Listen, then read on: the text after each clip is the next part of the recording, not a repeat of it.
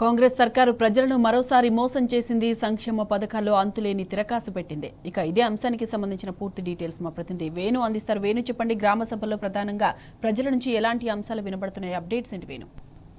సాయమాధవి, ఇటు కాంగ్రెస్ ప్రభుత్వం వచ్చిన తర్వాత వివిధ రకాల హామీలు అయితే ఇచ్చింది, కానీ ఇప్పటి వరకు కూడా ఏ ఒక్క హామీ కూడా నెరవేర్చినటువంటి పరిస్థితి అయితే మనకు కనిపించలేదు. ముఖ్యంగా చూసుకుంటే రేపు 26 జనవరి సందర్భంగా ఇటు రేషన్ కార్డుల పంపిణీ, మరోవైపు ఇటు రైతు భరోసా, ఇందిరమ్మ ఇండ్లు, ఆత్మీయ భరోసా, అంటే ఈ పథకాలు రేపు ప్రారంభిస్తామని చెప్పింది. కానీ ప్రస్తుతం అయితే మాత్రం చూసుకుంటే మండలానికి ఒకటే గ్రామం అని చెప్పిన నేపథ్యంలో కూడా ప్రజలు తీవ్ర నిరాశ నిస్పృహలకు గురవుతున్నటువంటి పరిస్థితి మనకు స్పష్టంగా కనిపిస్తుంది. అంటే ఇంకోవైపు చూసుకుంటే ఒక్క మండలంలో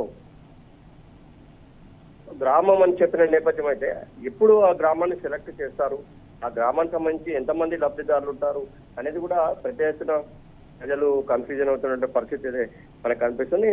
అంటే ముఖ్యంగా హామీలు అయితే ఇచ్చారు, కానీ దానికి అనుగుణంగా ఒక గైడ్ లైన్స్ లేదు, సరైనటువంటి అంటే అధికారులకు దీని మీద ఎలాంటి చర్యలు తీసుకోవాలి, ఇవన్నీ కూడా ఎట్లా అమలు చేయాలని దాన్ని కూడా క్లారిటీ లేదని మాత్రం మనకు స్పష్టంగా తెలుస్తుందని చెప్పవచ్చు. అంటే ముఖ్యంగా చూసుకుంటే రేపు వాళ్ళందరికీ కూడా ఈ లబ్ధిదారులంతా కూడా అయ్యో 26 జనవరి రోజు మాకు రేషన్ కార్డులు వస్తాయి, రైతు భరోసా ఉంటుంది, ఇందిరమ్మ ఇండ్లు వస్తాయి, ఆత్మీయ భరోసా కూడా వస్తుందని చెప్పి ఎంతో ఆశతో ఉన్నటువంటి పరిస్థితి. కానీ ప్రస్తుతం అయితే 31 మార్చి వరకు కూడా ఆగాలి, మిగతా వాళ్ళకు కూడా వచ్చే అవకాశం ఉంటుంది, రాష్ట్రం అంతా కూడా మేము అమలు చేస్తాం, మండలానికి కూడా అయితే మాత్రం ఒకటే గ్రామం చేస్తామంటారు. అంటే ఇది ఏ గ్రామం ఇస్తారు, ఎంతమందికి ఇస్తారు? ఇప్పటికే గ్రామ సభల పేట కూడా ప్రతి గ్రామంలో ప్రతి గ్రామ సభలో కూడా పెద్ద ఎత్తున ఇటు ప్రజలు ఆందోళన చెందిన నేపథ్యం. ముఖ్యంగా చూసుకుంటే అంటే ప్రజాపాలన పేట రేషన్ కార్డుల కోసం కావచ్చు, ప్రతి విషయం ఇందిరమ్మ ఇండ్ల కోసం కావచ్చు అప్లికేషన్స్ అయితే తీసుకున్నారు, కానీ దాని మీద ఇప్పటి వరకు స్పష్టత లేదు. ప్రతి గ్రామ సభలో కూడా ఉద్రిక్త వాతావరణం నెలకొన్నటువంటి పరిస్థితి గత 4 రోజుల నుంచి కూడా కొనసాగింది. అంటే ఇప్పుడున్న పరిస్థితుల్లో కూడా చూస్తే మండలానికి ఒక గ్రామం సెలెక్ట్ చేస్తామంటుంది.